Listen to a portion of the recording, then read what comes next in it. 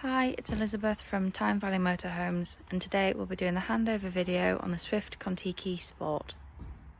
Next to your habitation door is where you will fill up your freshwater tank. So you'll need a hosepipe and some adapters, as some sites just provide a brass tap, and you can put the hosepipe through there and fill up your freshwater tank. And you've got your cap here that you can lock so no one can tamper with your fresh water. And then next to it we've got a water pump, so if you can't reach the tap you can get a submersible pump and then fill up your freshwater tank from that. Next thing we'll come to is this external cupboard that leads to the inside of the vehicle. You've got shelf space and more storage underneath. Next we've got a wet locker. So in here you can store your wet boots, clothes, anything that you don't want inside the vehicle. You can store in here underneath the vehicle until you get home. Next thing we'll come to is your hookup point. So when you are connecting your cable to your vehicle, you want to lift the cap and then align it to your vehicle and push it on.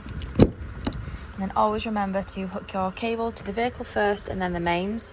And then when disconnecting, disconnect from the mains and then the vehicle, so you're never walking around with a live lead. Next thing we'll come to is your external shower point. So you'll need your freshwater tank filled up full and your water pump on the inside turned on. And then you can connect your external shower and use it to hose off bikes, boots, animals. The back of the vehicle, we've got another locker that leads to the inside of the vehicle. It's got lots of storage space. In the locker at the back of the vehicle, we've got some storage space. We've got the shelf here that will fold down. And then we've also got your cassette locker.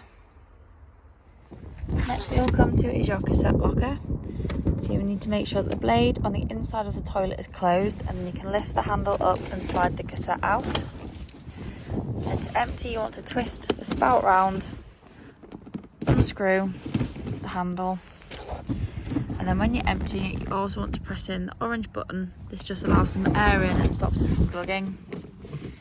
And then when you've emptied it, give it a good swirl around with some fresh water, empty it out again, and then put some blue or green liquid in the cap. Pour it in, and then your cassette is ready for use again. At the back of the vehicle, at the top, we've got your 2 reversing sensors. Then we've got your fuel bike rack bars, and then along the bottom we've got your 4 reversing sensors. On the passenger side of the vehicle, we've got another locker that you can access from the outside, but also the inside of the vehicle as well. Next, we've got your external barbecue point. So when you put your flow of gas in the vehicle, you can turn the grey lever, turn it round so it follows the same way as the tap, and then connect with an adapter and a length of hose to your Kadak and barbecue, and you'll be able to use it outside.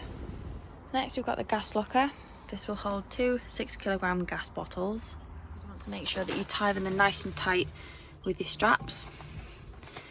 When you're connecting your pigtail to the gas bottle, remember it's left to tighten, right to loosen, opposite way around being gas, and you'll need a spanner to nip this bit up really tight. And then when you've turned your gas flow on the bottles, you also want to press in this black button, which just allows the gas to go through your pigtail and into the vehicle. And at the top here we've got this yellow button. This is a crash valve, so it needs to be flush with this trimmer unit. If it pops out, just push it in for a couple of seconds and it will allow the gas to flow through to your vehicle. On your Aldi heating system, on the top you've got your internal temperature, so you can scroll from 30 all the way down to 5 degrees using the plus and minus. The next one is your hot water, so you can have it on normal or boost, which will give you hot water quicker. And we've also got your electric, so the third one is 1 kilowatt, 2 kilowatt and 3 kilowatts of electricity. And then last we have your gas, so you can have gas and electric on at the same time, or you can just have gas, or you can just have electric. So the first thing you want to do when you get into your vehicle is turn your main control panel on. You've got your on and off switch here, and then when you want to turn your lights on, you've got 2 sets of lights. You can turn them on and off, so you've got your front and back. And then you've also got a dimmer, so you can dim the lights down if they're too bright on a night time, and they'll go all the way to 0. Next you've got your awning light, so if it's highlighted it's on, if it's not it's off. And then you've got your water pump as well. Next we've got your power. So here you can see your leisure batteries charging, your vehicle battery, and then when you're not hooked up your solar will light up. Then we've got your water, so you can see your fresh and your waste levels. You've also got your tank heaters, frost alert, and then from here you can empty your fresh and waste tank.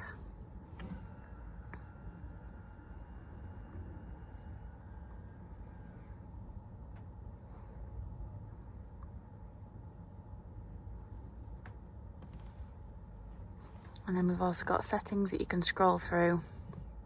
And you've got your time, date and day. To use your Dometic fridge, first thing you want to do is turn it on by pressing the on button until the blue lights come on. Then from here you want to pick the power source, so you've got vehicle battery, gas or hookup cable. So you click mode and it'll hop along, so you can manually pick which energy source, or you can have on automatic, which means it will automatically pick the best energy source it has available. And then you've got temperature on here, so you've got min, which is 1, all the way up to 5, which is max. In the bedroom you've got your 2 single beds, and you've got a lot of cupboard space, room to hang your clothes, and we've also got 2 USBs and your light switches. In the bathroom we've got your shower, we've got your sink, and then we've got a nice large mirror, 2 cupboards, we've got your freestanding table in here as well, and we've got a little radiator and your toilet. In the cupboard below your sink we've got your boiler drain down, so when you're winterising your vehicle you don't want to leave any water in the boiler to freeze and cause frost damage. So you want to just lift this little yellow toilet up and then all the water will drain out of your boiler. Just remember that when you come to use it again you want to make sure the toggle is pushed down so the water doesn't continuously drain out and you'll be able to get hot water. Here we have all 3 of your gas burner hobs working. Just remember that once you've used them you want to let the metal fully cool before you put the glass lid down, otherwise it will shatter. Here we've got your grill working on gas. Here we've got your oven working on gas. Your fuses and your trip switch.